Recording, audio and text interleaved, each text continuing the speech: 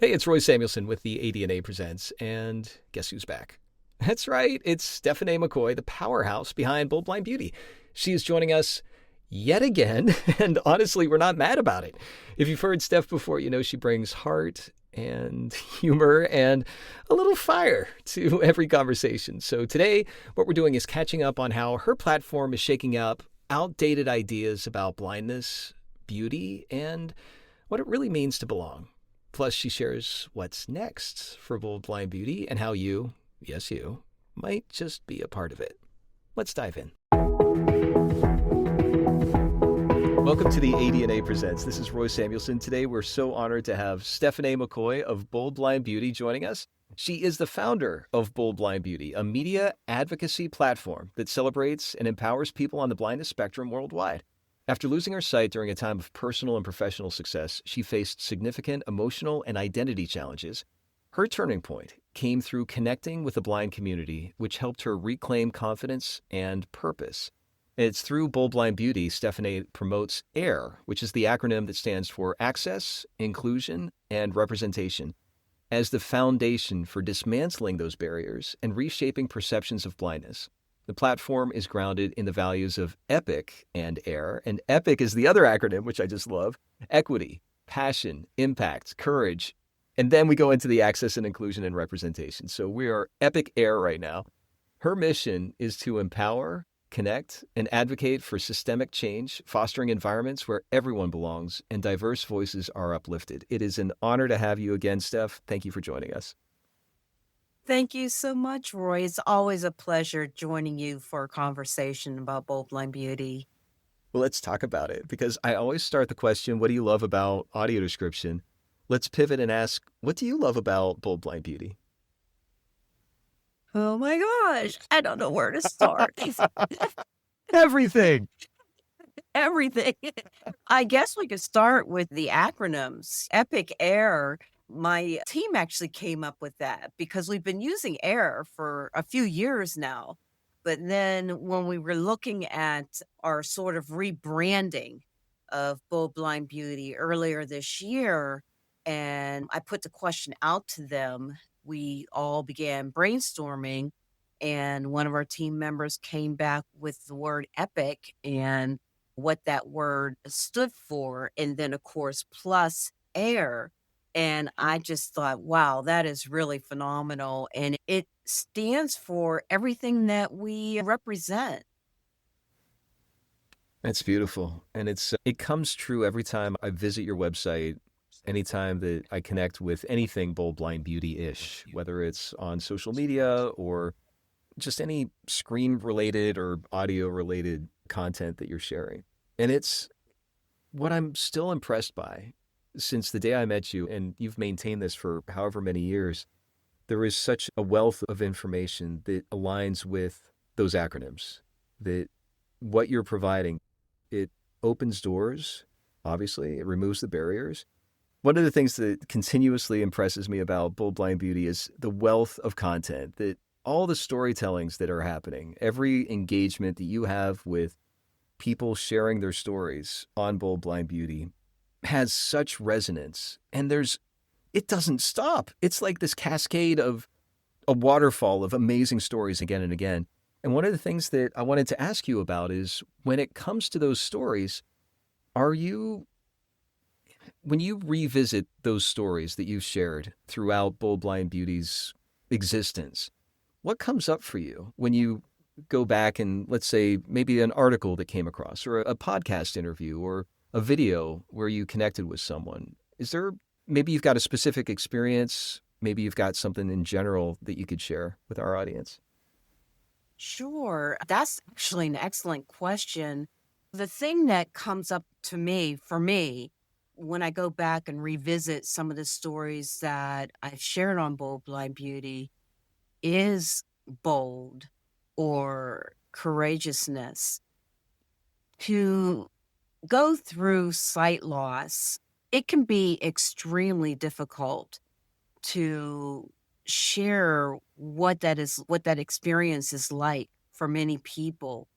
I have asked many people to share their stories on Bold Blind Beauty, and while many people have agreed by virtue of the stories being published, I have many more that just don't feel comfortable doing that for a number of reasons. There's just such a stigma attached to blindness and to sight loss, and it's confusing for the general public. And one of the things we don't talk about is how confusing it is for those of us going through the experience. Many of us who are losing sight that have been sighted, so we were born sighted, but yet we lose sight somewhere along the way, we can't even adequately find the appropriate words to describe what it is that we see, probably because we have never gone through this experience before. And I remember for me, myself personally, sharing a story. I might have shared it with you on one of the later or earlier podcast episodes about thinking I saw a person walking one morning down a hill where I live, and it ended up being a flag that was on a car. As I got closer to the vehicle, I could see this flag that was on the antenna because the brain translates what it's seeing. So for people to allow themselves to expose their vulnerability about what this experience is like, that is so significant. And not only significant for them, but it's empowering for others who are going through a similar experience. It's quite scary. I actually have a friend right now who has recently lost more sight, and she's experiencing some emotional trauma because of that. And I know she's going to be fine. I know she's going to be fine because of who she is. And she's such a powerful advocate. But it still doesn't negate the fact that she is right now in a place of fear and worrying about what is to come. And I think that's one of the major things. None of us know what's going to happen down the road, but again, to allow ourselves to be vulnerable enough to share those stories is just so impactful. When you talk about exposing the vulnerability like that, you said it's significant to the person that's sharing and it also empowers others to witness it.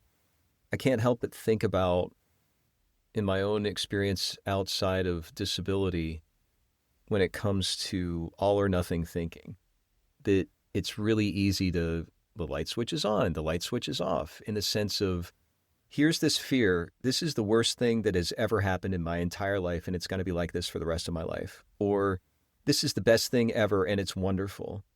And one of the things that I think is really consistent about your articles and your interviews with those people who do choose to share their vulnerability, as difficult as it is for them to share what it's like, I get this nuance of the humanity of facing the fear and also recognizing that fear changes. It might evolve, it might change, it might disappear a little bit, it might grow. That each of these experiences are incredibly human. And it's not for the goal of, okay, see, it's like this for everyone that goes blind. You've been so great about sharing the spectrum of blindness, that the people on the blindness spectrum have different experiences. And the way that you're sharing this, it does take away that stigma. And I think when I think about AIR, the acronym, that each element of that is something that you yourself have experienced and something that you bring out in all of your interviews. Could you talk a little bit more about, let me phrase this in the best way I can think of. When you think about the stigma that people have going through blindness, or the stigma that the confused public has towards those that are going through blindness, what is something that Bold Blind Beauty does so eloquently to help either remove that stigma or change it and show the actual human behind the experience? Yeah, I think just like our mission statement of changing perceptions, but not just from the aspect of blindness, but more around how we are as humans. And that's key because blindness is just not one thing, but neither is our human experience or us as humans. We're not just one thing. Even identical twins they look the same, but they are different individuals. And in today's world, we're so good at looking at numbers and huge is better and one size fits. No, it's not like that. It always begins with with one. And I think that it's just essential to remember the fact that, we are human and humanity. And that's the thing that we're trying to do. We're trying to really cause people to pause and to think and to give people a chance. It's so easy based on the way we are looking at things, our perspective, to look at the world from that perspective. But if we just sit back and remove those lenses, we can see things a little bit differently. And what I love about Bold Blind Beauty is the double play on words. So not only our acronym, but the double play, seeing and perspective. Everything that you put out there has that. If it's not explicitly stated, it's a part of every story. And I find myself going back to your library of content, whether it's your podcast with Abby to all the interviews, the articles, the shares that you put on social media, that it is changing the culture of perception in seeing things differently. And one of the things that I love about audio description in the sense of, okay, audio description is explicitly mainly for blind and low vision people, specifically audiences when I talk about film and TV. But there are so many other ways by focusing on that very small area of accessibility for blind people to watch movies and TV shows, and how that sense of accessibility, how that approach to accessibility can have a ripple effect. And what I'm hearing from you talking about Bold Blind Beauty is that those perspectives, as we learn from others, we can't help but embrace those stories and be a part of it and recognize our own assumptions that aren't necessarily matching with those lived experiences. It's a pretty powerful experience to be able to read an article by Bold Blind Beauty and recognize the power of storytelling in changing perspective by showing others' perspectives. For sure. Before I started this, it's funny because part of my sight loss is due to high myopia. So what myopia is extreme nearsightedness. So I didn't understand until I began losing my sight that I actually had a myopic view of the world, as most of us do, because we are conditioned to see things from our lived experience. When I began meeting and immersing myself within the blind community and befriending a number of blind people, that was when my world began to open up. And I could see just a myriad of individuals on this spectrum, this amazing spectrum, who are so much more than what the general public gives us credit for. Because the general public looks at blindness as just not being able to see anything. However, blind people, in my belief, see a great deal more than many sighted people because they're not distracted by sight. Wow. Beautiful. I can feel your head nodding and that sly, beautiful smile. Because it's so Stephanie McCoy. It's such a that's such a golden moment. Thank you for sharing that. You're welcome. When you look at Bold Blind Beauty and where you want to take it from today forward, what are some things that come up and what are you looking for that you'd like to be able to share with our audience? I do have a small team of people who help me to strategize, which is amazing. However, one of our challenges, and we're always talking about this. They're like, Steph, you're doing the majority of the work, but the stuff that you're doing is stuff that we don't know how to do. And it's not something that we have the skill sets to do. And quite honestly, for many of them, it's not something that they're really passionate about. So, a number of things that I do behind the scenes is related to content creation. So obviously the articles, the formatting of those articles, adding the alt text, the image descriptions, embedding the YouTube videos. Before I embed those YouTube videos, however, I'm actually editing Oh those my goodness. videos and I am creating the transcripts, editing those, adding captions, because the idea is to make the content as accessible as possible. I'm also editing audio, and then I will add images over that audio to create sound bites or even longer form videos using images. And so these are things that I taught myself how to do. Many of it, much of it can be very time consuming. Editing the podcast, for example, is extremely difficult. I don't like using the word difficult because it almost says it's impossible. It's not that it's impossible, but it is very challenging, especially when you're working with limited sight and being able to make those little very intricate changes to audio. But I do it and I do it as often as I can. Right now, our podcast is once a month, but we would like for it to be more frequent. However, to be able to do the things that we want to do and to continue doing, because right now it's just not sustainable with me doing all of the behind the scenes work. And I've recognized that I've needed help for quite some time, but it's like, how do I do that? How do I go about just asking people to help to get us to the next level?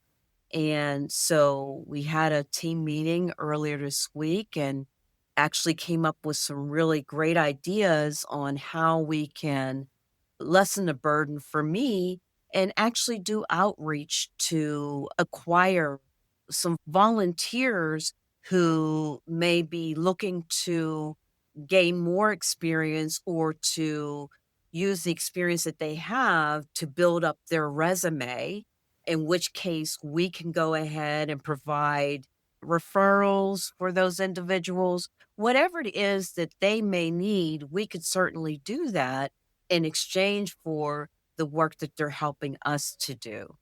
I think about the experiences that I had in internships or volunteer that I had, oh, okay, I'm going to do this job. And by doing the job, I got relationships. I developed more connections. I was able to learn on the job. I was able to actually do things that's like my body is now experiencing it and being able to think it through and see things differently just by doing the job. So it is an opportunity for someone.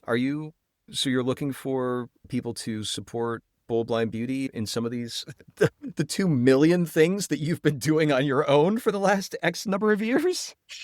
Yes, I Okay. am. How about that?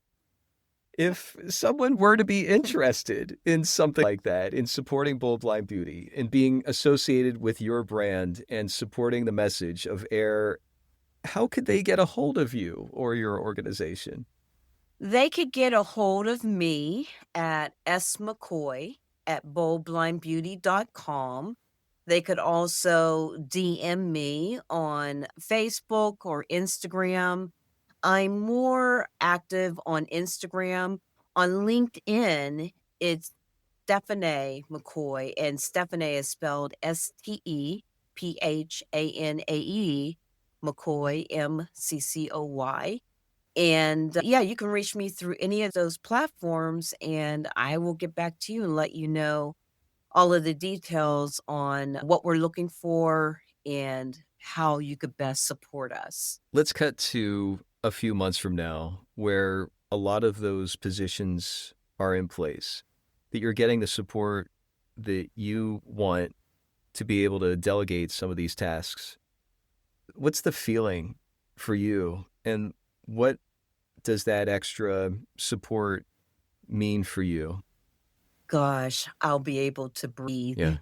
to really breathe, to just not to worry so much and to be so stressed about deadlines or acquiring featured guests or just doing all the things that need to be done. I just feel like I will be able to breathe. And not only that, I'm not going to be able to do this for the rest of my life. I would love to be able to. The reality is, we all have an expiration date. I would love to see somebody who's just as passionate about this platform as I am take it over someday and just really make it their own, but to have that same passion for it. Yeah. Yeah, I can feel it just the way that you talk about being able to breathe. It shows your commitment that you've given to Bold Blind Beauty behind the scenes and in all the content that you've provided. I'm really excited to see that content come back in different ways. Just I find myself revisiting things that I used to know. For example, somebody shared a story about a podcast that I had listened to, I think it was like 10 years ago. And it was just like, oh, yeah, that's right. And all of a sudden, I've got 10 years of my own lived experience and looking back at that podcast and seeing things. Oh, yeah. And I'm revisiting it and it's a delight. It's not, oh, it's the same thing again. It's not, oh, this is my second time. It's a whole new take. And it's so exciting to see that Right. is something that Bold Blind Beauty has available to them, to you as an organization, and also to see how the support that you're looking to get to be able to give people the opportunity to support Bold Blind Beauty is going to keep Bold Blind Beauty going the direction that you want. We have like several hundred guests currently on the site, their content. And so repurposing is one of the things that our team has put forward to me, and I see the value in that, especially those stories that were very hard hitting for people that really just made people, because all the stories are very relatable. These are real people. And with what is it, 8 billion people on the planet now, you're bound to find one of those stories that can speak to you. And it goes beyond, like I said before, it goes beyond blindness or sight loss. It's about the empowerment, it's about the connection, it's about just our humanity and digging deep into that and empathy and compassion and all of these things that are, they're good things, but we don't get enough of that today. We hear a lot of the bad things that are going on in the world, but there's a lot of good things going on in the world too. Like you said at the outset of the show, the zero sum game, how people will look at things like it's all this or it's all that. But why can't it be just Mm, all? yeah. Yeah, there's bad things in the world, but there's also good things in the world. And it's all about, again, our perspective. And I think that many of our featured guests are very good at changing people's perspectives. I love it, Steph. Anything else you'd like to share with our audience? It always comes back to this question, and I always try to be prepared and I always It's forget. But just remembering that, because Bold Blind Beauty is more than just, it's more than just blindness, it's more than just beauty. It's really, the beauty of it is seeing beauty from a different perspective and embracing that beauty. Our first tagline used to be "Real beauty transcends barriers." And we are in the business of breaking barriers. So when I think about beauty and Bold Blind Beauty, I think about real beauty transcending barriers through access, inclusion, and representation. like a fresh of breath air. And you said how you'd be able to breathe if you had the support that you're asking for. And I find it so beautiful that those two things weave together so perfectly. Yes. Thanks so much for being on the podcast here, Steph. Thank you for having me, Roy.